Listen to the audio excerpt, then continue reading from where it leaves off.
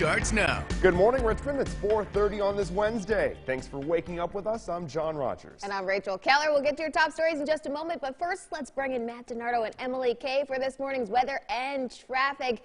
Good morning, Emily. How are the roads out there? Oh, they're looking great this morning. All green. We only have 2 little traffic trackers, but they're not causing any major problems.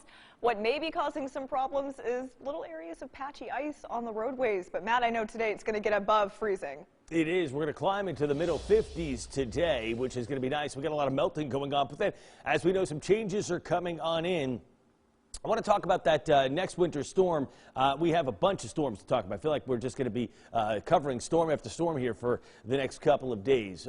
But this is the one for Friday afternoon into Saturday. Looks like now, based on everything we've been looking at and all the discussions we've been having, the bulk of the storm will stay south of Metro Richmond, even south of Virginia, right? So this is not going to be the one that slides up the coast that pounds us. However, that being said, several inches of snow are likely for Metro Richmond, with more snow south and southeast. We're working on some ideas for a map. We'll probably have that a little later on today. This is going to be a cold storm, powdery snow, fluffy snow. Snow develops 4 p.m. Friday and is out by 10 a.m. Saturday. That's kind of the overview. All right, it is cold this morning. And as Emily said, watch out for patchy ice, especially to the west. 28 degrees in Richmond, 28 Petersburg, 30 in Ashland, mid-20s Crew and Farmville, 29, 30 Tappahannock and West Point. Right now, Viper real-time satellite nice and clear. We'll have sunshine early today, a few clouds later, making it partly sunny. That right there, my friends, from Detroit to Chicago back to Omaha, that is the Arctic front that's going to come in tonight. That's part number 1 of our multiple systems we're watching. Clear skies with sunshine this morning.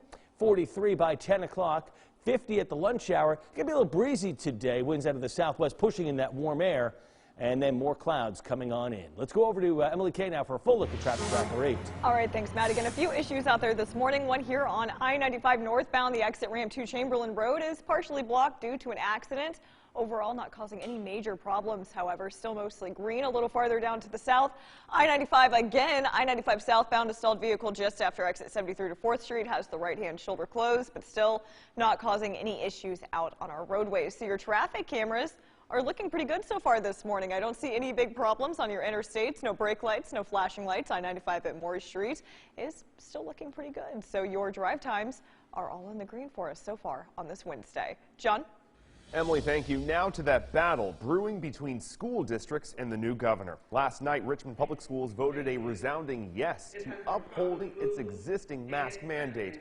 This directly goes against Governor Glenn Youngkin's order to let parents opt their child out of wearing one. The vote was 8-1, getting pushback only from board member Jonathan Young. Young tried amending the policy to give parents more of a say. However, he was unsuccessful. A handful of teachers also expressed concern over the spread of COVID with in-person learning. Some said they hope the board will reconsider virtual options. We are struggling in the school buildings. And I feel that my health and safety, my colleagues' health and safety, and my students and their families' health and safety is being needlessly put at risk. Governor Youngkin's new mask order takes effect Monday. So far, Henrico Schools is following RPS's plan to keep a mask mandate in place. Chesterfield Schools has kept quiet on their position. Other districts, including New Kent, Dinwiddie, and Hopewell, say they're waiting for any updates before making a decision. Meantime, parents in Chesapeake are now suing the governor over his decision, saying it defies state law. Well, the search is over for a Northumberland County woman, and not in the way her family wanted. Yesterday, search crews found a body matching the description of Ariel Smith. The 28-year-old was last seen a week ago, leaving her job at the Little Sioux store in Clairville. Over the last few days, police, the community, they've all been out searching to no avail. But yesterday, a body believed to be hers was discovered on a property in Heathsville. News Nation spoke with Ariel's sister, Lydia, earlier this week. I love her. And I wish that I could have kept her safe. That's all I got. I miss her. That's my baby sister. Oh, so sad. 50-year-old Tyrone Samuel was arrested over the weekend in connection to her disappearance. He's been charged with abduction, and police say more charges are pending.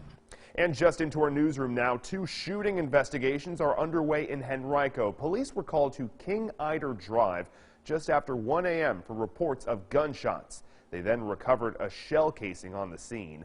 Over an hour later, at about 3 a.m., another shooting was reported on Miller's Glen Lane. This time, though, officers say someone had shot into a home.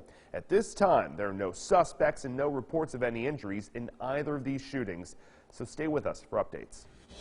The head of the Virginia Employment Commission is leaving. A spokesperson for Governor Youngkin originally told 8 News Commissioner Ellen Marie Hess was fired, but later backpedaled, telling us she's, quote, no longer in the position. Before taking office, Youngkin promised to overhaul the VEC's leadership and redesign the system. It comes after a class action lawsuit filed against Hess and numerous complaints. This includes poor communication and claims not being settled in a timely manner.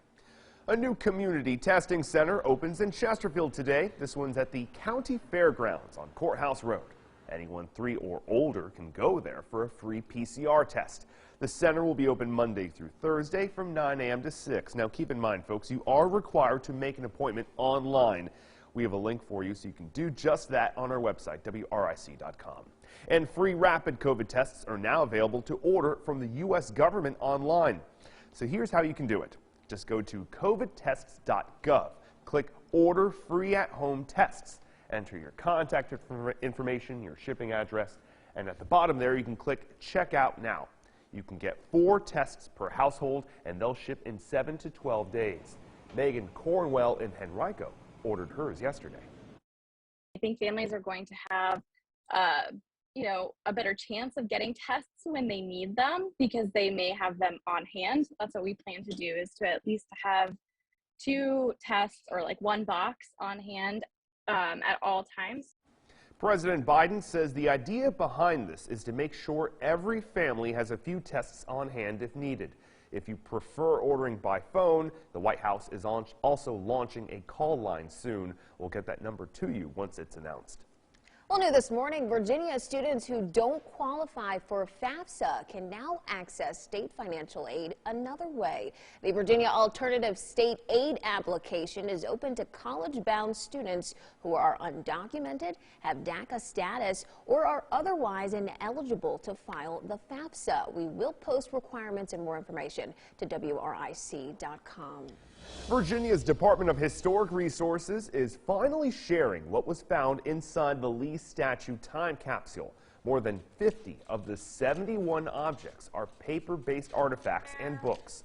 The box also contained 19th century era bullets, copper coins, badges, wood-made items, and a piece of a stone wall. The copper box was placed in the monument in 1887. DHR will be launching weekly articles detailing new research on each item. Well, that's pretty neat. So fascinating, and we've been waiting just to see what's inside that box for months. Glad we can get a closer look at it. Right. Well, let's get a closer look at the forecast with meteorologist Matt DiNardo. What's in store for today, Matt? Well, pretty quiet day, John and Rachel. Here's the story. We're looking at mild weather.